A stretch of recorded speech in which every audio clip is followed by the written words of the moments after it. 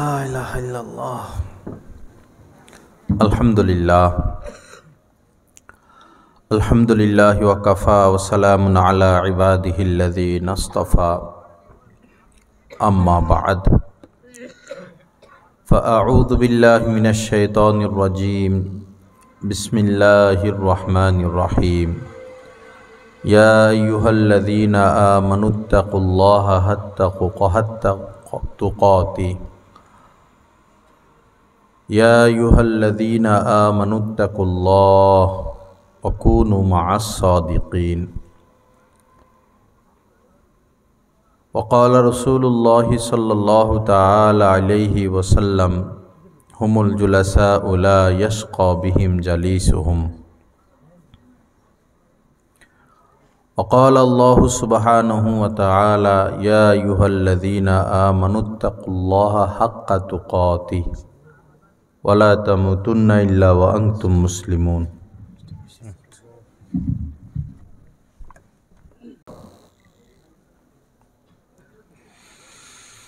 আল্লাহ আস্তাগফিরুল্লাহ আস্তাগফিরুল্লাহ।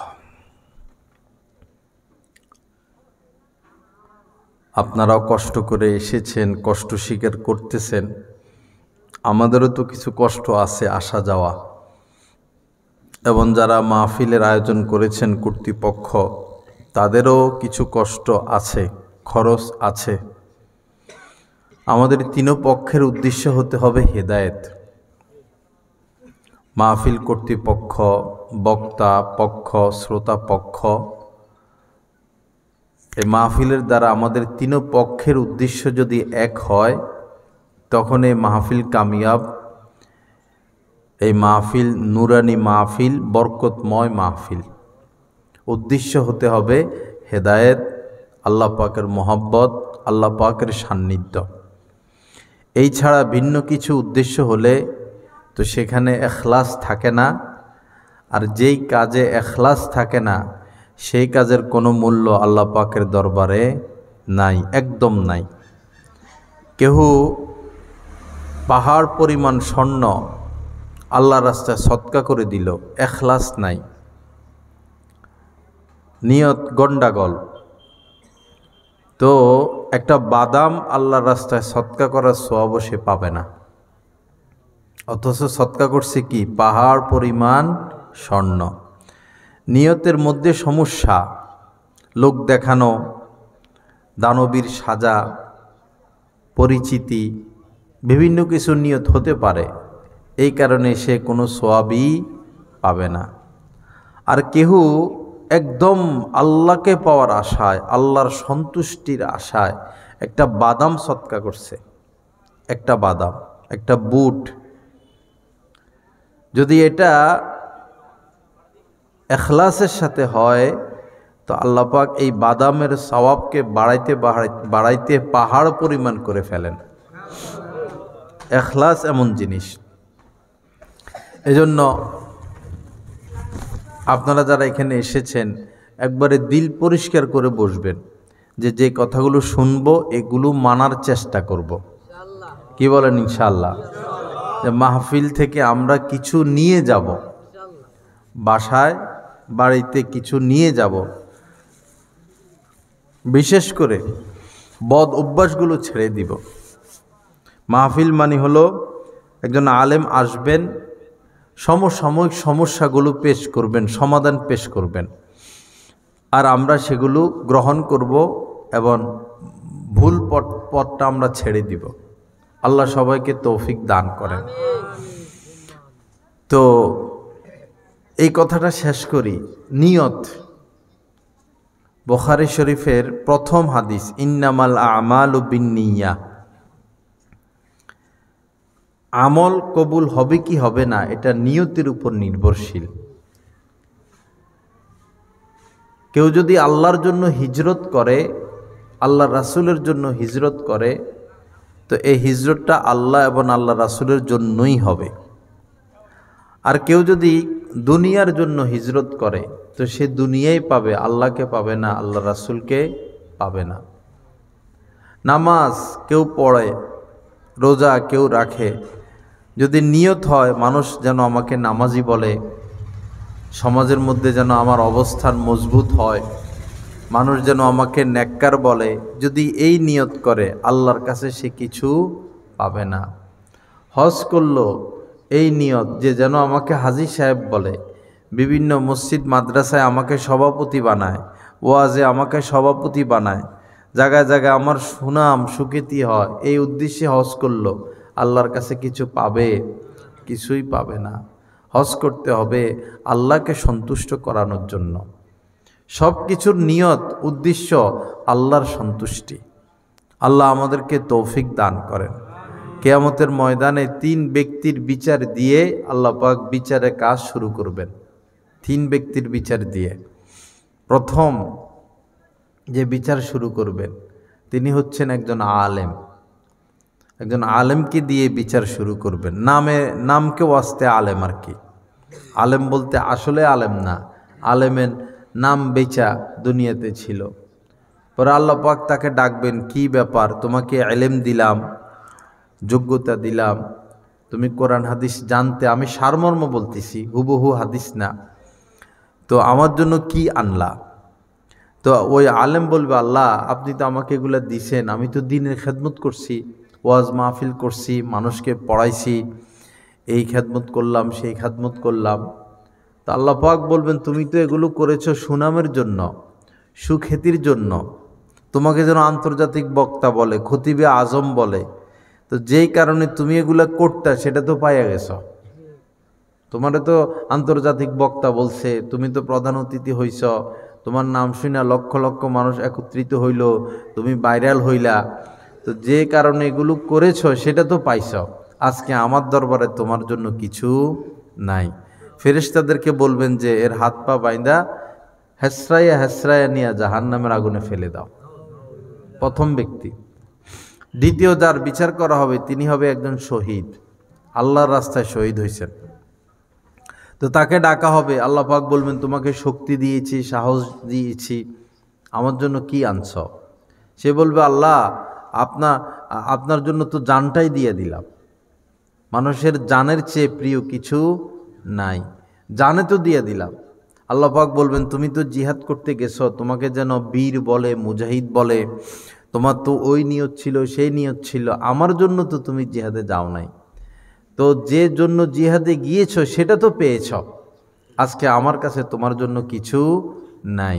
তো বলবেন যে ফেরেশতাদেরকে বলবেন, হাত পা বাইন্দা নিয়ে জাহান্নামে নিক্ষেপ করা। দ্বিতীয় ব্যক্তি। তৃতীয় ব্যক্তি হবেন একজন ধনী মানুষ, দানবীর ধনী মানুষ। আল্লাহ পাক তাকে ডেকে বলবেন, তোমাকে ধন দিলাম, মান দিলাম, এত এত সম্পদ দিলাম, তা আমার জন্য কি আনলা? ধনী বলবে, আল্লাহ মসজিদ করে দিছি, মাদ্রাসা করে দিছি, গরিবকে সাহায্য করছি, এই করছি, সেই করছি, দিনের খেদমত করছি, আপনার জন্যই তো করলাম। আল্লাহ পাক বলবেন যে এগুলো তো করেছ, মানুষ যেন তোমাকে সভাপতি সাহেব বলে, তোমাকে যেন সম্মান করে, তুমি যেন দানবীর হও, তোমার যেন সুনাম হয়, সুখ্যাতি হয়, তো সেটা তো তুমি পেয়েছ, আজকে আমার কাছে তোমার কিছু নাই, এরও হাত পা বেঁধে নিয়ে জাহান্নামে নিক্ষেপ করো। এজন্য বাবা, নিয়ত বড় কঠিন বিষয়। ইন্নাল্লাহা লা ইয়ানজুরু ইলা আজসামিকুম ওয়ালা ইলা সুয়ারিকুম। হাদিস শরীফের মধ্যে এসেছে, ইবাদতের ক্ষেত্রে আল্লাহ তোমাদের শরীর দেখেন না, চেহারা দেখেন না, ওয়ালাকিন ইয়ানজুরু ইলা কুলুবিকুম ওয়া আমালিকুম, আল্লাহ দেখেন অন্তরটা, অন্তরে কি আছে। ওয়াজে আইসা বসে রইছে কি বিরিয়ানির প্যাকেটের জন্য বসে রইছে, না আলেম থেকে দিন শিকার জন্য বসে আছে, এটা আল্লাহ পাক জানেন কি না? জানেন। আল্লাহ পাক অন্তরের হালতও জানেন। আল্লাহ পাকের কাছে কোনো কিছু অস্পষ্ট নাই। আমাদের জন্মের পর, আমাদের জ্ঞান বুদ্ধি হওয়ার পর থেকে আমাদের অন্তরে কত কথা আইসে গেছে, আমরা কিন্তু ভুলে গেছি, সব মনে নাই। আমাদের মনে যত কথা আসছে আমাদের মনে আছে? মনে নাই। কিন্তু আল্লাহ পাকের সব মনে আছে। আবার ভবিষ্যতে আরো কতদিন আমরা বেঁচে থাকবো জানি না, মনে কত কথা আসবে, কি মনে আসবে এটাও আল্লাহ পাক জানেন। আল্লাহ পাক সব কিছু জানেন, সেই পৃথিবীর শুরু থেকে শেষ পর্যন্ত সব কিছু সম্পর্কে তিনি অবগত। তিনি মহান আল্লাহ, তার সামনে কোনো কিছু লুকানো যাবে না। ইয়ালামু খাইনাতাল আয়ুনি ওমা তুখফিস সুদূর। আল্লাহ পাক কোরআনে কারীমের মধ্যে বলেছেন যে তোমরা তোমাদের অন্তরের যে গতিবিধি, প্রথম কথা হলো তোমাদের চোখের খেয়ানত সম্পর্কে তিনি জানেন, এবং তোমাদের অন্তরের গতিবিধি, অন্তরে কি আসে না আসে, কি চিন্তা ভাবনা করো না করো, সব আল্লাহ পাক জানেন। এজন্য আল্লাহর সামনে কোনো কিছু লুকানো যাবে না। বাহ্যিক অঙ্গের দ্বারা যদি কোনো পাপ করি, যত গোপনে করি, আল্লাহর সামনে লুকানো যাবে না।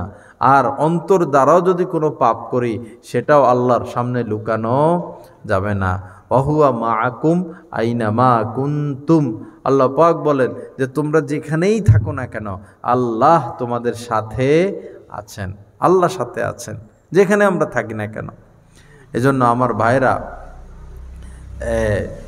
নিয়তকে ঠিক করি, দিল পরিষ্কার করি, নিয়তকে ঠিক করি। দান সৎকা করব আল্লাহর সন্তুষ্টির আশায়, ওয়াজ মাহফিল করব করাবো আল্লাহ পাকের সন্তুষ্টির আশায়, মসজিদ মাদ্রাসায় সহযোগিতা করব আল্লাহর সন্তুষ্টির আশায়, ইবাদত বন্দেগী করব আল্লাহর সন্তুষ্টির আশায়, হজ উমরা করব আল্লাহর সন্তুষ্টির আশায়, কাহারো কাছে বায়াত হব, তবলিগে যাব, গাছতের কাজ করব আল্লাহ পাকের সন্তুষ্টির আশায়। কেবলমাত্র উদ্দেশ্য কি? আল্লাহ যেন আমাদের উপর রাজি হয়ে যান, খুশি হয়ে যান। আল্লাহ যদি রাজি হয়ে যান আর কি লাগে? কিছুই লাগে না, আর কিছুর প্রয়োজনও নাই। অরে দোয়ানুম মিনাল্লাহি আকবার। কোরআনে কারিমে আল্লাহ পাক বলেছেন আল্লাহর সন্তুষ্টি সব কিছুর চেয়ে বড়, সব কিছুর চেয়ে বড় আল্লাহ পাকের সন্তুষ্টি। সে আল্লাহর সন্তুষ্টি পেয়ে গেলে আর কিছু লাগবে না। আল্লাহ আমাদেরকে তৌফিক দান করেন। যাই হোক ভাইরা, আমি প্রথমে বলেছিলাম কিছু বদ অভ্যাস নিয়ে আমি কথা বলবো, যেন ওই বদ অভ্যাসগুলো আমরা ছেড়ে দিতে পারি। যেমন এখন শীতকাল, ঠিকমতো অনেকে গোসল করে না, অলসতা করে গোসল করে না, এবং যে গরম জামাটা পরে এটা দুর্গন্ধ হয়ে যায়। শীতকালে বরং গোসল না করলে বেশি খারাপ লাগে, গরমকালে গোসল না করলেও খারাপ তো লাগেই, শীতকালে না করলে আরও বেশি খারাপ লাগে। নিয়মিত গোসল করা চাই। ঠান্ডা পানিতে কষ্ট হলে গরম পানি দিয়ে করবেন, কিন্তু পয় পরিষ্কার থাকা। একটা শিশু বাচ্চা, তাকে পয় পরিষ্কার রাখার দায়িত্ব তার মায়ের। স্ত্রী, সে পয় পরিষ্কার থাকবে, শরীরে যেন কোনো গন্ধ না থাকে। স্বামী, সেও পয় পরিষ্কার থাকবে, শরীরে যেন কোনো গন্ধ না থাকে। এবং শরীরের যে বাড়তি পশমগুলো, এই পশমগুলো নিয়মিত পরিষ্কার করা, কমপক্ষে শুক্রবার একদিন বগল পরিষ্কার করা, নাভির নিচ পরিষ্কার করা, পরিচ্ছন্ন থাকা। বিশেষ করে যে পোশাক শীতকালে পরা হয়, গলার মধ্যে মাফলার বা রুমাল, এটা ব্যবহার করতে করতে গন্ধ হয়ে যায়, পরে দুর্গন্ধ আসে, এরকম যেন না হয়। হাত পায়ের নখ বড় হইতে থাকে, পায়ের নখ, হাতের নখ। অনেক সময় মোসাফা করলে আয়সা ঘাই লাগে হাতের মধ্যে, ঘাই বুঝেন না, ঘাই লাগে, বড় বড় নখ, পরে ব্যথা লাগে। নখ বড় তো থাকে কার? বেড়ালের, এরপরে কুকুরের, বাঘের, সিংহের, হিংস্র জন্তু জানোয়ার, তাদের নখ বড়, তারা এটা দিয়ে শিকার করা লাগে। আমরা তো আর শিকার করা লাগে না, আল্লাহ তো আমাদের সহজে খাওয়ায়, ভালো ভালো জিনিস খাওয়ায়। আমরা কেন নখ বড় রাখবো? ছেলে মেয়েরা এটাকে ফ্যাশন মনে করে। আবার এখন আরেকটা বাইরে হয়েছে, বড় নখ বাজারে কিনলেও পাওয়া যায়। বড় নখ বাইরে হয়েছে বাজারে, এই প্লাস্টিকের, দেখতে নখের মতোই, আপনার আঙ্গুলের মধ্যে লাগাই দিবে, তো দেখবে বড় বড় নখ। এটারে ফ্যাশন মনে করে, এটার মনে করে সুন্দর। বড় নখ দেখলে তো ঘৃণা লাগে, অন্তরে ঘৃণা লাগে না ভাই? নখ বড় বড় কীরকম ঘৃণা লাগে। বাচ্চাদের নখ বড় হলে নখের ভিতরে কালো ময়লা বসে যায়, পরে বাচ্চারা খানা খায়, এটা খায় সেটা খায়, পরে এই ময়লাটা পেটে যায়, পরে রোগের কারণ হয়। বাচ্চাদের নখ ছোট ছোট করে কেটে রাখা, এটা মা বাবার দায়িত্ব, নখ যেন বড় না হয়। এরপরে মোষ, নিয়ম হলো দাড়িকে বড় করা, মোষকে ছোট করা। দাড়ি ডান পাশ থেকে এক মুষ্টি, থুতলির নিচে এক মুষ্টি, বাম পাশে এক মুষ্টি, এভাবে ধরে এক মুষ্টির পরে কাটা যাবে, এক মুষ্টির আগে কাটা যাবে না। এক মুষ্টি পরিমাণ সুন্নত। সুন্নত কি? ওয়াজিব, এক মুষ্টি পরিমাণ, এর আগে কাটা যাবে না, এর আগে কাটলে গুনাহে কবিরা হবে। আর মোষ ছোট রাখা। আমাদের অনেক ভাইরাই এই মোষ কাটবে কাটবে, অলসতা করে মোষ কাটে না, অনেক বড় হয়ে যায় মোষ। মোষ অনেক বড় হয়ে যায়, ঠোঁটের উপরে চলে যায়, পানি খাইতে মোষ ভিজে যায়, তখন তো এটা মাকরু হয়ে যাবে। উত্তম হলো কেঁচি দিয়া ছোট ছোট ছোট ছোট করে কাটা, বা মেশিন বাইর হয়েছে মেশিন লাগাই দেওয়া। মোষ ছোট, দাড়ি বড়। এরপরে অনেক মানুষকে এমনও দেখা যায় নাকের চুল বড় হয়ে যায়, নাকের চুল বড় হইয়া এটা বের হয়ে যায়, পরে দেখতে খারাপ লাগে, ঘৃণা লাগে। এরকম না, যারা দাড়ি রাখছেন নবীর সুন্নত রাখছেন, এটা ওয়াজিব রাখা। আরেকটা সুন্নত এখানে আছে, দাড়ি আঁচড়ানো, দাড়িতে তেল দেওয়া। দাড়ি রাখছেন, দাড়িকে পরিপাটি রাখতে হবে, পরিচ্ছন্ন রাখতে হবে, এটা নবীর ফুল বাগান। দাড়ি রাখছেন, দাড়ি এলোমেলো, এখান দিয়ে ছোট এখান দিয়ে বড়, এলোমেলো, এরকম ভেড়ার চুলের মতো হয়ে রয়েছে। তো একজন সাধারণ মানুষ আপনার দাড়ি দেখে তার ঘৃণা লাগবে, যে দাড়ি রাখলে এরকম দেখা যায়, ধুর দাড়ি রাখবো না। আপনার কারণে একজন মানুষ দাড়ি রাখা থেকে বিরত হয়ে গেল। এজন্য দাড়ি খুব সুন্দর করে রাখবেন। হ্যাঁ, ফুল গাছকেও যদি পরিষ্কার না রাখে, ফুল গাছ সুন্দর লাগে না। নারকেল গাছ পরিষ্কার করতে হয়, পরে নারকেল ভালো ভালো নারকেল ধরে, যে কোনো গাছই পরিষ্কার করতে হয়। তো দাড়ি এভাবে আঁচড়াবেন, তেল দিবেন, তো দাড়ি সুন্দর সুন্দর থাকবে। আর এক মুষ্টির পরে কেটে ফেলাই ভালো। এক মুষ্টির পরে বেশি লম্বা হইলে পরে সমস্যা, দেখতে খারাপ দেখা যায়, বাতাসে উড়াউড়ি করে, বসলে এটা নাভির নিচে চলে যায়, অনেক সমস্যা। বাচ্চারা ভয় পায়, মহিলারা ভয় পায়। এক মুষ্টি পর্যন্ত সুন্দর, এক মুষ্টির পরে আর না। সুন্নত যেটা সেটা করা, সুন্নতের বাহিরে বুজুর্গি দেখানোর দরকার নাই। আসরের নামাজ পড়ছেন, বাস, এখন মাগরিব পর্যন্ত কোনো নামাজ নাই। আপনি যদি মনে করেন নামাজে তো পড়ি, মাগরিব পর্যন্ত 2 রাকাত 4 রাকাত 6 রাকাত 8 রাকাত 10 রাকাত 12 রাকাত 14 রাকাত 16 রাকাত 100 রাকাত পড়ে ফেলছেন, কোনো সওয়াব পাইবেন? আসরের নামাজের পরে কোনো নামাজ মাগরিব পর্যন্ত নাই। হ্যাঁ, কাজা পড়তে পারবেন, তাও গোপনে গোপনে, প্রকাশ্যে না। কেউ কেউ মত দিয়েছেন কাজা পড়া যাবে, তো তাও এটা গোপনে। প্রকাশ্যে পড়তে গেলে মানুষ ভাববে যে এটা আবার কি নামাজ শুরু করলো, আসরের পরে তো কোনো নামাজ নাই।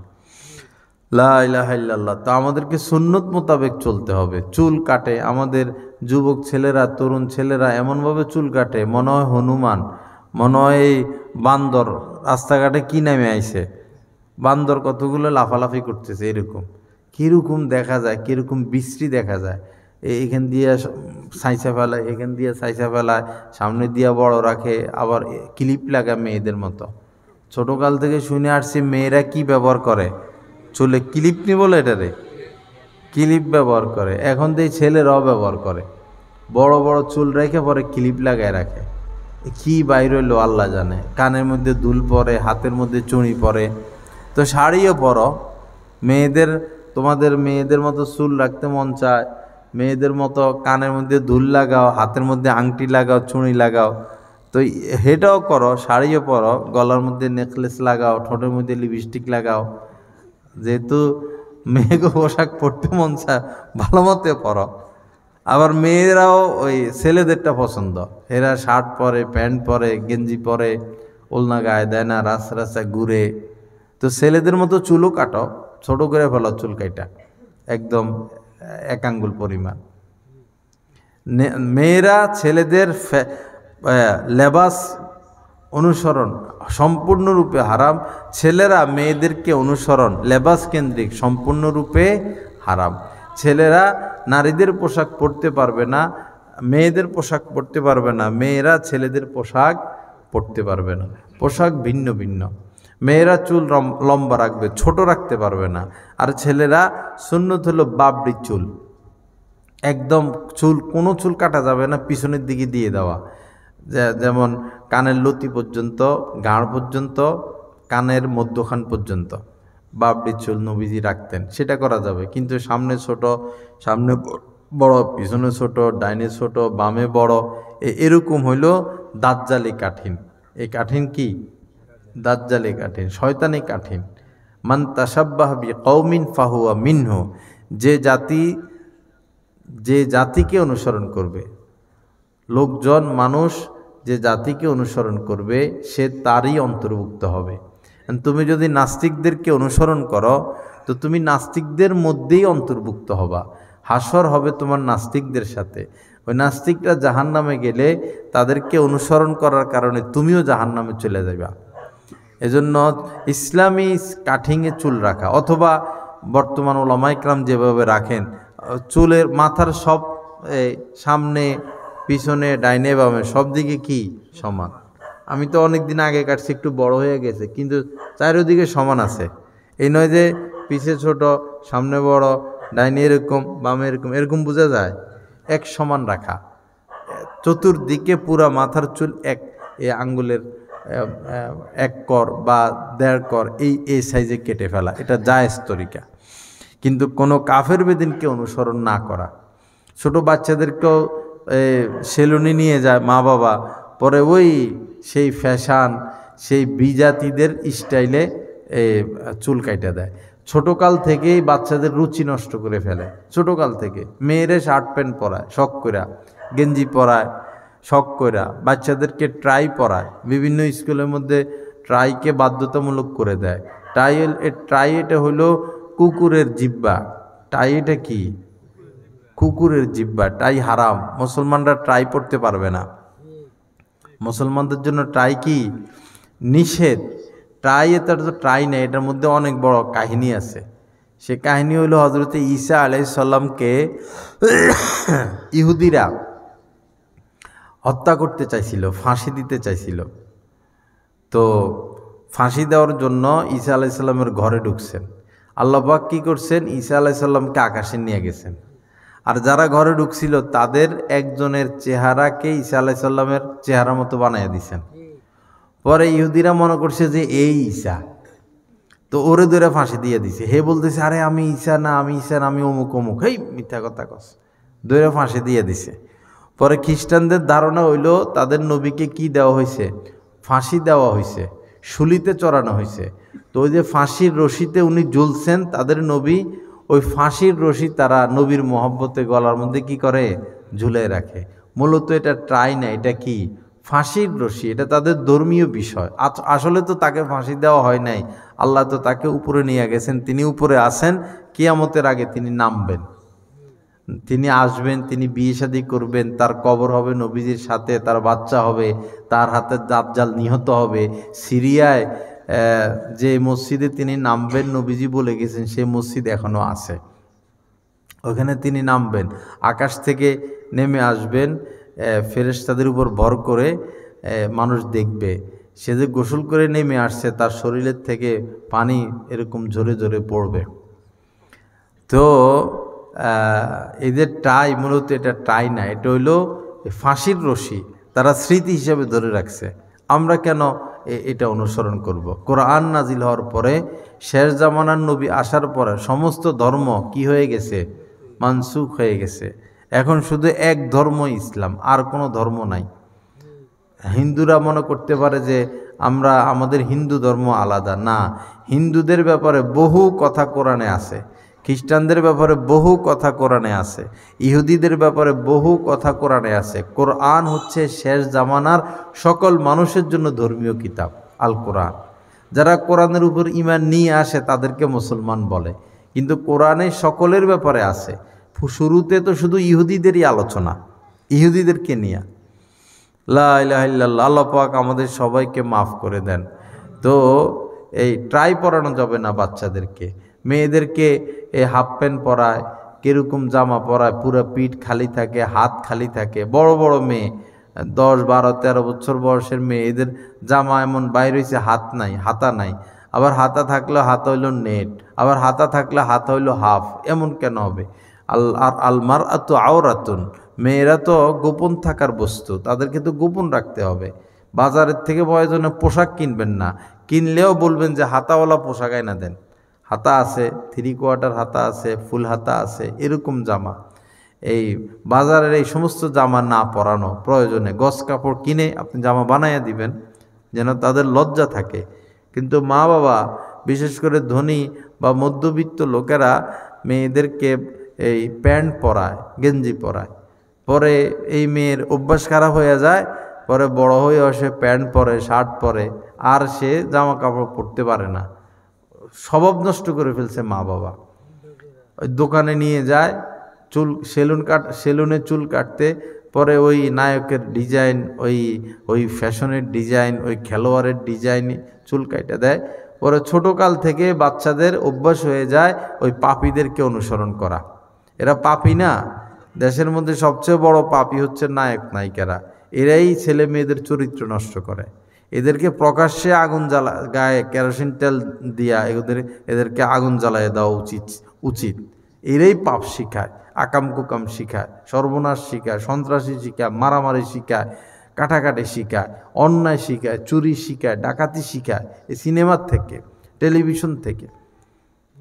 আল্লাহ আমাদেরকে হেদায়েত দান করেন। কিন্তু আমাদের ছেলেদের কাছে অমুক নায়িকা প্রিয়, অমুক নায়ক প্রিয়, মেয়েদের কাছে অমুক গায়ক প্রিয়, অমুক নায়ক প্রিয়, অথচ এরা সমাজের সবচেয়ে একবারে খারাপ শ্রেণীর মানুষ। এরা তো দেহ ব্যবসা করে, এদের থেকে খারাপ তো আর কেউ না। এরা কিভাবে এদেরকে আমরা ভালোবাসতে পারি? ছেলে মেয়েরা এদেরকে ভালোবাসে, খেলোয়াড়, ফ্যাশন, গায়ক, নায়ক নায়িকা, আর আমরা কেউ ধানের প্রেমে পড়ছি আর নৌকার প্রেমে পড়ছি। বুঝছেন তো কথা? কেউ নৌকার প্রেমে, কেউ ধানের প্রেমে। এই দুই পক্ষের প্রেমে পড়ে দেশ শেষ করে দিলাম। সারা দেশের সমস্ত সম্পদ এই দুই ফ্যামিলি আর এদের নেতা খেতা 2-2.5 হাজার মানুষ একদম শেষ করে দিছে। মানুষ বিদেশ থেকে টাকা কামায় এই দেশে আনে, আর এই দেশের নেতারা টাকাগুলো চুরি করে করে বিদেশে পাঠায়। তো এদের প্রতি এত ভালোবাসা কেন আপনাদের? ভালোবাসতে হবে আল্লাহকে, ভালোবাসতে হবে রাসূলকে, ভালোবাসতে হবে আলেমদেরকে, ভালোবাসতে হবে নেককারকে, মা বাবাকে, নিজের শায়েখকে, নিজের উস্তাদদেরকে। যারা চুরি করে, যারা দুর্নীতি করে, যারা ঘুষ খায়, যারা সুদ খায়, যারা সংসদে বসে এই দেশের টাকা বিদেশে পাঠায়, যারা ভোট জালিয়াতি করে, তাদেরকে ভালোবাসা যাবে না, তাদেরকে মহব্বত করা যাবে না, বিপদে পড়ে যাবেন। এই দেশ অনেক উর্বর, কিন্তু এই দেশের নেতারা, এমপি মন্ত্রীরা, বেশিরভাগ নেতা এমপি মন্ত্রীরা দেশকে ডাউন করে দিছে, দেশকে ফুঙ্গু করে দিছে। আল্লাহ সহি বুঝ দান করেন। ওদেরকে ভালোবাসা যাবে না, ভালোবাসতে হবে আল্লাহকে, রাসূলকে, নিজের মা বাবাকে, নিজের শায়েখকে, নিজের ওস্তাদকে, নিজের স্ত্রীকে, নিজের সন্তানকে, নেক মানুষকে, নিজের আত্মীয় স্বজন, ফুফু, খালা, বোন, মামা, চাচা, ভাই, আত্মীয় স্বজনকে ভালোবাসা। এই নেতা খেতাকে ভালোবাসা কোনো লাভ নাই। এরা শুধু নিবে, কিছু এরা দিবে না। আল্লাহ এদেরকেও হেদায়েত দেন, আল্লাহ আমাদেরকেও হেদায়েত দেন। তো যাই হোক, এই ছেলে মেয়েকে এভাবে উল্টাপাল্টা ডিজাইনের চুল না কাটানো, উল্টাপাল্টা পোশাক না পরানো। ছেলেরা বড় হয়ে যায়, এখন হাফ প্যান্ট পরে, এখন তো ফ্যাশনে হয়ে গেছে, হুন্ডা চালায় হাফ প্যান্ট একটা পরা। এই বড় বড় পোলাপানিগুলো ল্যাংটা হয়ে গেছে। এদের লাজ লজ্জা কোথায় যে গেল? মা বাবার সামনে, ময় মুরব্বীর সামনে, আলেম ওলামার সামনে, দোকানে, রাস্তাঘাটে হাফ প্যান্ট পরে পরে ঘুরে, কি লজ্জা! শহরে তো বাপেও হাফ প্যান্ট একটা পরে, ছেলেও একটা পরে। এদের তো গেছে, সবই গেছে, মান সম্মান, লায় লজ্জা। পিতা কিভাবে ছেলে মেয়ের সামনে হাফ প্যান্ট পরে? এটা কিভাবে সম্ভব? সকালবেলায় বান্দরের মতো লাফায়, ব্যাঙের মতো, হাফ প্যান্ট একটা পইরা, কিভাবে সম্ভব? কেমনে মানুষ এত নির্লজ্জ হইতে পারে? আল্লাহ হেফাজত করেন। যে সমস্ত যুবক ছেলেরা এই হাফ প্যান্ট পরো, আল্লাহর রাস্তায় ফিরে আসো, এটা গুনাহে কবিরা। যতক্ষণ তুমি উলঙ্গ থাকবা এভাবে, যত মানুষ তোমাকে দেখবে সবার কবিরা গুনাহ হবে, তোমার একলা ততটা কবিরা গুনাহ হবে। ফেরেশতার কলম বন্ধ হয় না যতক্ষণ সে হাফ প্যান্ট পরা অবস্থায় থাকবে, সতর খোলা অবস্থায় থাকবে, ফেরেশতাদের কলম বন্ধ হয় না, কবিরা গুনাহ লিখতেই থাকে, লিখতেই থাকে, লিখতেই থাকে। এই অবস্থা যদি মারা যায়, বহু ছেলে আছে তো হুন্ডা চালানো অবস্থায় মারা যায়, এদের পাগলের মতো চালায়, এ হাফ প্যান্ট পরা অবস্থায় মারা যায়। তো কি উপায় হবে এদের? এক তো মুখে দাড়ি নাই, দ্বিতীয় এই ফেসবুক চালায়, তৃতীয় কোনো মেয়ের সাথে সম্পর্ক, চতুর্থ হাফ প্যান্ট পরা, পঞ্চম হয়তো ফজর নামাজও পড়ে নাই। তো এই অবস্থায় মারা গেল, তো কি উপায় হইল? এজন্য কোনো ধরনের বদ অভ্যাস না করা। যাদের ছেলেরা এই অভ্যাসে জড়িত হয়ে গেছে, আপনারা আপনাদের সন্তানদেরকে এগুলো থেকে ফিরিয়ে আনেন। তাদেরকে বুঝান যে বাবা এগুলো তো হারাম, গুনাহে কবিরা, তুমি তোমার মায়ের সামনে বোনের সামনে কিভাবে এভাবে হাফ প্যান্ট পরে পরে ঘুরতে পারো। ওই যে মেয়েদের যখন স্কুল ছুটি হয় তখন এরা স্কুলের সামনে দিয়া ঘোরাঘুরি করে, হুন্ডা নিয়ে ঘোরাঘুরি করে, মোবাইল নিয়ে ঘোরাঘুরি করে। স্বভাব চরিত্র তো ভালো না, মাথা তো নষ্ট, কার সাথে সম্পর্ক করবে, কারে বাগায়া নিবে, কার সাথে প্রেম করবে, এই ধান্দায় আছে। মোবাইল দেখে দেখে ফেসবুক চালাইয়া চালাইয়া পরিস্থিতি তো খারাপ। এই জামানায় ফেসবুক চালানো তার মানে নিজেকে নিজে ধ্বংস করা, নিজেকে নিজে ধ্বংস করা, একদম নিজের পায়ে নিজে কুড়াল মারা। ফেসবুক চালাইয়া কেউ গুনাহ থেকে বেঁচে থাকতে পারবে না, ফেসবুক চালাইয়া কেউ ইমানদার কামেল ইমানদার হতে পারবে না, আল্লাহকে খুঁজে পাওয়া যাবে না। গুনাহ থেকে বাঁচতে হলে আসবাবে গুনাহ থেকে বাঁচতে হয়। গুনার উপকরণ, ফেসবুকের চেয়ে গুনার বড় উপকরণ দুনিয়াতে আর কিছু নাই। বর্তমানে এটাই এখন সবচেয়ে আলা তক্কার। আল্লাহ সবাইকে মাফ করে দেন, আল্লাহ পাক সহি বুঝ দান করেন। যাই হোক ভাইরা, সুন্নত জিন্দা করা, সুন্নত জিন্দা করা সবসময় আমাদের এই কাজ। মান আহিয়া সুন্নতি ফাকাদ আহাব্বানি, নবীজি বলেছেন যে আমার সুন্নতকে জিন্দা করবে সে তো আমাকে মহব্বত করলো। অমান আহাব্বানি কানা মাই ফিল জান্নাহ, আর যে আমাকে মহব্বত করলো সে আমার সাথে জান্নাতে থাকবে। সুন্নত জিন্দার এত গুরুত্বপূর্ণ। আমরা নবীকে তো মহব্বত করি, আলহামদুলিল্লাহ, অনেক বড় কথা। আসল মহব্বত হইল নবীজির সুন্নত মোতাবেক চলা। সুন্নত ছাড়া যাবে না, কদমে কদমে সুন্নত, কথায় কথায় সুন্নত, নিঃশ্বাসে নিঃশ্বাসে সুন্নত, সব সময় সুন্নত যেন না ছুটে। এই যে খুশবু ব্যবহার করা নবীজির সুন্নত, খুশবু ব্যবহার করা। বাজারে এখন অনেক সস্তায় আতর পাওয়া যায়, যদিও লাগাইলে কিছুক্ষণ পরে আর গ্রান থাকে না, তো কি করবেন, বারবার লাগাইবেন। এখন আমরা যেরকম 2 নম্বর, ওই আতরও এরকম হয়ে গেছে, খাবার দাবারও এরকম হয়ে গেছে। সব জায়গায় এখন সমস্যা, সব জায়গায় সমস্যা। শেষ জামানা, এখন আর ভালো কিছু আশা করাও মুশকিল। আগে ইলিশ মাছের যে মজা পাওয়া যেত, এখন কি সে মজা আছে? আগে কমলা খুললে পুরা ঘরে গ্রান ছড়ায় যেত, সেই গ্রান এখন কোথায় গেল? হ্যাঁ, আগে এই ছোটোকালে আমরা শুনতাম যে কই তেল দিয়ে কই ভাজে, কই মাছের তেল দিয়ে কই মাছ ভাজে। এখন আর সে মজা আছে? কই মাছ এখন দেশি কই তো নাই, আর যেগুলো আছে এগুলা আগে কই এটারে কাটতো, ধুইতো, এর কলিজা গুদ্দা বাইর করতো, মাথা বাইর করে ফেলতো, চোখ বাইর করে ফেলতো, এরপরে 10-15 মিনিট আধা ঘন্টা ফালায় রাখতো, এরপরে কই এগুলো মরতো না। এরপরে চুলার উপরে দিলে এরা লাফায় আগুনের মধ্যে, এরপরে যায় মরতো। এখন কইর গায়ে সে শক্তি আছে না? কই খাইয়া সে মজা আছে? সব মজা উঠে যাচ্ছে আমাদের পাপের কারণে, পাপের কারণে সব মজা উঠে যাইতেছে, মজা নাই, সব বরকত চলে যাচ্ছে। বেশি চাষ হচ্ছে, যেমন ফার্মের মুরগি, হাজার হাজার মুরগি চাষ হচ্ছে, কিন্তু মজা তো নাই, মজা নাই। গরু, কত গরু জবাই হয়, তাও গরুর অভাব নাই, কিন্তু গরুর গোশতের সে স্বাদ নাই, সে মজা নাই। আস্তে আস্তে আরও মজা উঠে যাবে। পাপ যত বাড়বে মজা তত কমবে, পাপ যত বাড়বে অশান্তিও তত বাড়বে। ঘরে ঘরে ঘরে কোনো মিল মহব্বত নাই। মা বাবা কত আদর করতো বাচ্চাদেরকে, মা বাবা আদর করে কত সুখ পায়, বাচ্চারা আদর পাইয়া কত সুখ পায়, নাই, আদর মহব্বত নাই। মা বাবা আছে আয় রোজগার, সুদ ঘুষ ইনকাম, মা আছে ওই যে স্টার জলসা, জি বাংলা, ছেলে মেয়ে আছে ফেসবুক, ইউটিউব, টিকটক, এই ধান্দা ফান্দা নিয়ে সবাই কি ব্যস্ত। আল্লাহর নাফরমানি, আল্লাহর নাফরমানিতে সুখ নাই, আল্লাহর নাফরমানিতে শান্তি নাই। সুদের পথে হেঁটে, ঘুষের পথে হেঁটে, পাপের পথে হেঁটে, অন্যায় পথে হেঁটে আপনি কত টাকার মালিক হবে? নাহলে 1 কোটি, নাহলে 5 কোটি, নাহলে 50 কোটি, নাহলে 1000 কোটি, নাহলে 50,000 কোটি। এরপরে মরা লাগবো কিনা? মরা লাগবে। কাফনের কাপড়ে কয় কোটি টাকা নিয়ে যাবেন? 1 টাকাও দিবে তো লাভ হইল কি? এই অন্যায় পথে হাঁটা 50,000 কোটি টাকার মালিক হয়ে লাভ হইল কি? রাইখেই তো গেলেন। কবরে রাখার সাথে সাথে তো ডান্ডা শুরু। আপনি মন্ত্রী হন আর প্রধানমন্ত্রী হন আর যত বড় নেতা হন, ডান্ডা থেকে বাঁচার আর কোনো রাস্তা নাই। রাস্তা হইল এখনই তওবা করে ফেলা, রাস্তা হলো তওবা করা, দেশের টাকা চুরি না করা। আপনি চেয়ারম্যান মানুষ, মেম্বার মানুষ, আপনি চুরি করেন কেন? আপনার স্বভাব এত নষ্ট হইল কেন? আপনি নেতা মানুষ, আপনি সুদ খান কেমনে, ঘুষ খান কেমনে?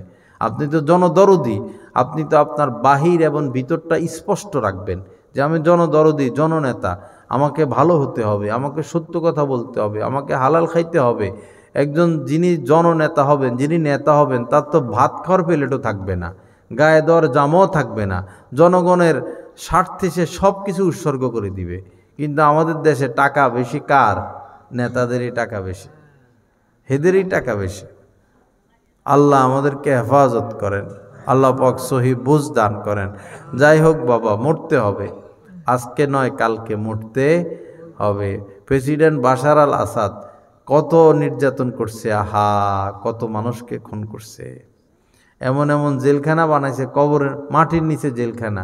জেলখানা কি নিয়ে ফালাইতো, ও এমনি মরে যেত।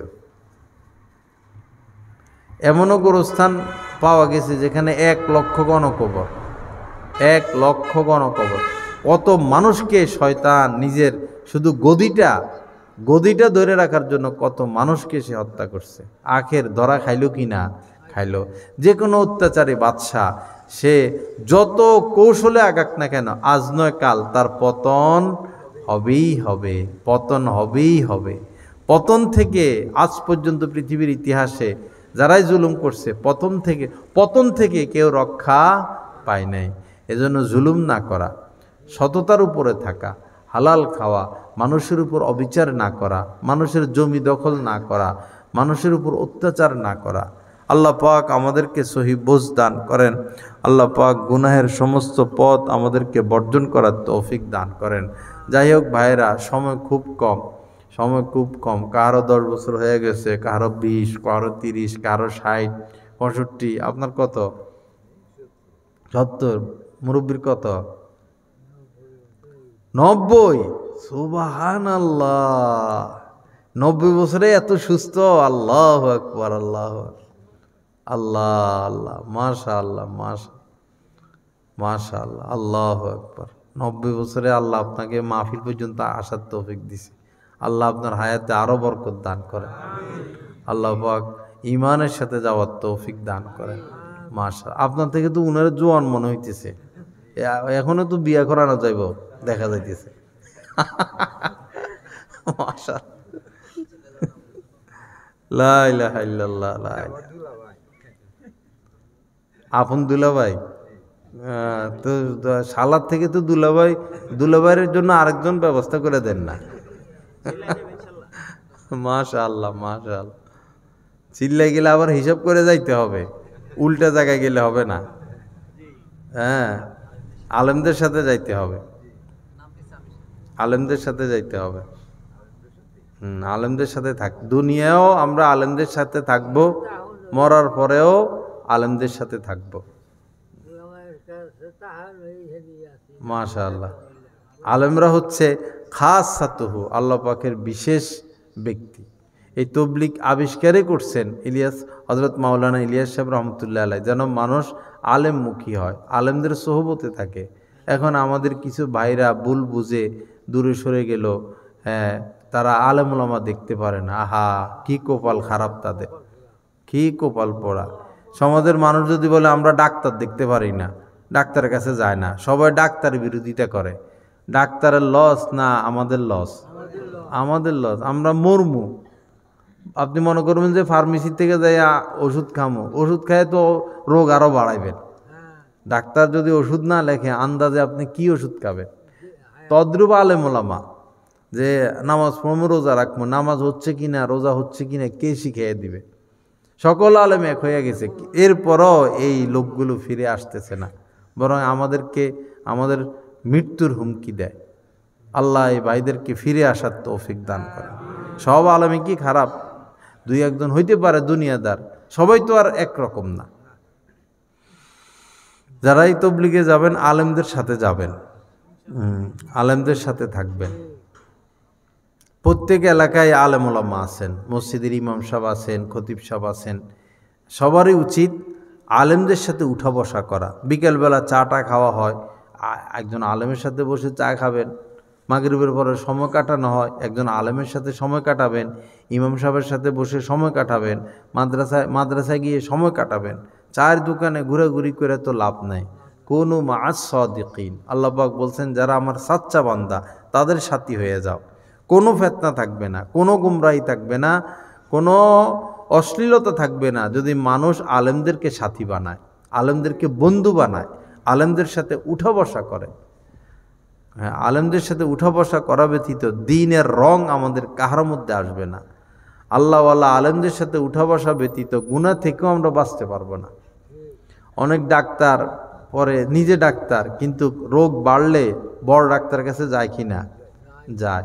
আলেমরাও তাদের বড় যারা তাদের কাছে যায়, আমরাও যাই, আমাদের শাইখের কাছে যাই। এই সামনের বৃহস্পতিবারে ইনশাল্লাহ, বৃহস্পতিবারে যাব ইনশাল্লাহ।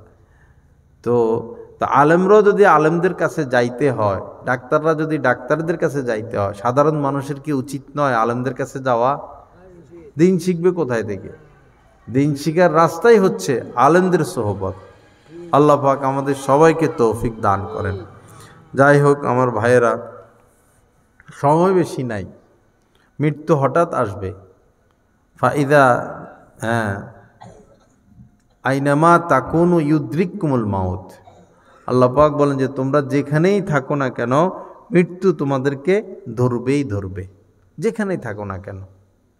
ফাইদা জাআ আজালুহুম লা ইস্তাখিরুনা সাআতাও ওয়ালা ইস্তাকদিমুন, যখন নির্ধারিত সময়, আজালুন মানে নির্ধারিত সময়, নির্দিষ্ট সময়, মনে করেন 2025 সালের ফেব্রুয়ারি মাসের 12 তারিখে সকাল 10টা 50 মিনিট 20 সেকেন্ড, কারোর জন্য আল্লাহ এটা নির্ধারণ করে দিয়েছেন। ঠিক ওই 20 সেকেন্ডেই মালাকুল মউত চলে আসবে। 1 সেকেন্ড আগেও নয়, 1 সেকেন্ড পরেও নয়। ফাইদা জাআ আজালুহুম লা ইস্তাখিরুনা সাআতাও ওয়ালা ইস্তাকদিমুন, আগেও নয় পরেও নয়, যথাসময় সাড়া দিতে হবে, যথাসময় সাড়া দিতে হবে। আমার ভাইরা, এজন্য প্রস্তুতি নিয়ে রাখা। কারো হক যদি নষ্ট করে থাকেন, তার থেকে মাফ নিয়ে নেওয়া। কাউকে কষ্ট দিয়েছেন, লাথি দিয়েছেন, ঘুষি দিয়েছেন, ধমক দিয়েছেন, তার থেকে মাপ নেওয়া। কারো থেকে ঋণ নিছেন, ঋণ পরিশোধ করা। না বলে কারো কোনো জিনিস গ্রহণ করেছেন, ঋণ নিয়ে ঋণ নেন নাই, এটা পরিশোধ করা। ছুটে যাওয়া নামাজগুলো আদায় করা, ছুটে যাওয়া রোজাগুলো আদায় করা। হজ ফরজ হয়ে থাকলে হজ আদায় করে দেওয়া। জাকাত, যে কয় বছর আপনার উপর জাকাত ফরজ ছিল দেন নাই, এখন ওই জাকাতগুলো দিয়ে দেওয়া। মৃত্যুর প্রস্তুতি নিয়ে নেওয়া। দুনিয়া আর কয়দিন? দুনিয়া আর কয়দিন? কেউ তো দুনিয়াতে থাকতে পারে নাই। রাজা বাদশারা থাকতে পারে নাই, বড় বড় ডাক্তাররা থাকতে পারে নাই, বড় বড় ইঞ্জিনিয়াররা থাকতে পারে নাই। আমরা থাকতে পারবো? নবী রাসূলকেও তো আল্লাহ পাক রাখেন নাই। নবী রাসূলদের জন্য তো মৃত্যু নির্ধারিত। তো আল্লাহর সবচেয়ে প্রিয় তো নবী রাসূলগণ, এরপরে সাহাবাগণ, সকল সাহাবী মারা গেছেন। আমি আপনি মারা যাব না? তা আমাদের থলে তো খালি, ব্যাগ কি খালি, ব্যাগ খালি, ব্যাগে এখনো কিছু ঢুকাইতে পারি নাই। নেক আমল যা ঢুকাই গীবত করে করে শেষ করে দেই। নেক আমল যা করি এটাকে আবার এই মানে গুনাহ করে করে এগুলাকে শেষ করে দিই, এগুলার নূরকে শেষ করে দিই। বাবা, গুনাহ থেকে বেঁচে থাকা আসল। বিশেষ করে নজরকে হেফাজত করা। রাস্তাঘাটে কত মেয়ে মানুষ, তাদের দিকে তাকানো যাবে না। মোবাইল খুললে নারী আর নারী, কেমন নারী? অশ্লীল নারী, তাদের দিকে তাকানো যাবে না। নজর হেফাজত করতে হবে, এটা আসল। এই চোখের দ্বারাই এখন বেশি পাপ হচ্ছে। এই চোখের পাপের কারণেই যুবকরা চরিত্র হারা হচ্ছে। হ্যাঁ, যুবকরা সব চরিত্র হারা হচ্ছে, চেহারা সুরত নষ্ট হয়ে যাচ্ছে, তাদের জীবনের আলো নষ্ট হয়ে যাচ্ছে, কোনো কাজের হিম্মত তারা পায় না, পাপ করতে করতে করতে করতে। আল্লাহ হেফাজত করেন। আল্লাহ আমাদের সবাইকে চোখ হেফাজতের তৌফিক দান করেন। মহিলারা তারা পর পুরুষ থেকে নজর হেফাজত করবে, পুরুষরা পর নারী থেকে তাদের নজরকে হেফাজত করবে। কুদৃষ্টি করা যাবে না বাবা। আল্লাহ আমাদের সবাইকে তৌফিক দান করেন। আরেকটা বড় বিষয় হলো, কম বেশ সবাই সুদের সাথে লিপ্ত। ব্যবসায়ী দ্বারা বেশিরভাগই, কেউ ব্যাংকে সিসি, কেউ গ্রামীণ, কেউ এনজিও, কেউ আয়সা, কেউ ব্র্যাক, কত কিছু আছে না। কেউ আছে ব্যক্তিগতভাবে সুদে টাকা লাগায়। আল্লাহর হস্তে সুদ বর্জন করি, কোনো বরকত নাই, জীবনে বরকত পাবেন না। 1 টাকা নেন, 1 লাখ টাকা নেন, 1 কোটি টাকা নেন, 10 কোটি টাকা নেন, যত টাকায় আপনি সিসি নেন, সুদ নেন, আপনার জীবনে বরকত আসবে না। কারণ আল্লাহ পাক বলেছেন ইয়ামহাকুল্লাহুর রিবা ওয়া ইউরবিস সাদাকাত, আল্লাহ পাক সুদকে নিশ্চিহ্ন করেই ছাড়বেন। সুদের পথে হেঁটে কেউ শান্তি কখনো পায় নাই, পাবেও না। বহুত ব্যাংকার ব্যাংকে চাকরি করে, বলে হুজুর এই মাসের 15-20 দিন যাইতে না যাইতে টাকা শেষ, অথচ বেতন 60,000, 70,000, 1 লাখ, 1,20,000 ব্যাংকের ম্যানেজারদের বেতন। এদের সংসারে অভাব, এরা অভাবে থাকে, বরকত নাই, বরকত নাই। আর মসজিদের একজন ইমাম সাহেব, মাদ্রাসার একজন শিক্ষক, 8,000, 10,000, 12,000 টাকা বেতন, মাসের শেষে আরও থাইকে যায়। মাসের শেষে টাকা আরও কি থাইকে যায়। কি সুন্দর সুন্দর জামা দেখেন, পুরা মজলিসের মধ্যে যারা মাদ্রাসার ছাত্র এবং আলেম ওলামা, তাদের পোশাক ভালো পোশাক, তাদের পোশাকও ভালো, তাদেরকে আল্লাহ খাওয়ায়ও ভালো, তাদের ইজ্জতও বেশি, তাদের সম্মানও বেশি, তাদের চেহারাও সুন্দর, তারা সুখেও আছে, শান্তিতেও আছে। দুনিয়াতে আল্লাহ তাদেরকে কি দিয়ে দিছেন? জান্নাত দিয়ে দিছেন। আর দুনিয়াদাররা শুধু টাকা কামায় আর কামায়, কামায় আর কামায়, কামায় আর কামায়। ডায়াবেটিস, এই প্রেশার, এই কোলেস্ট্রল, এই ইন্স্যুরেন্স নাও, এই ল্যাবিডে যাও, এই স্কোয়ারে ঘুরো, আর এখান থেকে টাকা জমাইতে জমাইতে জমাইতে জমাইতে জমাইতে জমাইতে একদিন হঠাৎ করে হার্ট অ্যাটাক করে দুনিয়া থেকে যায়। এরপরে হিসাব নিকাশ দিতে দিতে দিতে দিতে দিতে দিতে জীবন শেষ। নবীজি বলেছেন জাহান্নামে নারীদেরকে বেশি দেখেছি, জান্নাতে গরিবদেরকে বেশি দেখেছি, আর ধনীদেরকে দেখেছি আটকা পড়ে আছে। ধনীরা আটকা পড়ে আছে, কোন পথে আয় করেছে আর কোন পথে ব্যয় করেছে হিসাব দিতে দিতে। আল্লাহ হেফাজত করেন। হ্যাঁ, যে ধনী ভাই ধনী জাকাত দিয়ে দেয়, হালাল পথে কামায়, হালাল পথে খরচ করে, এই ধনীর কোনো টেনশন নাই। হযরত ওসমান গনি রাদিয়াল্লাহু তাআলা তো ধনী ছিলেন, এরকম ধনীর কোনো সমস্যা নাই। মানুষকে সাহায্য করে, সহযোগিতা করে, দিনে খেদমত করে, টাকা পয়সার দরকার আছে, তবে হালাল পথে কামাবেন, হালাল পথে খরচ করবেন। অন্যায় পথে কামানো যাবে না, অন্যায় পথে খরচ করাও যাবে না। আল্লাহ পাক আমাদের সবাইকে মাফ করে দেন। বাবা, যাদের মিথ্যা বলার অভ্যাস আছে, মিথ্যা ছেড়ে দেই।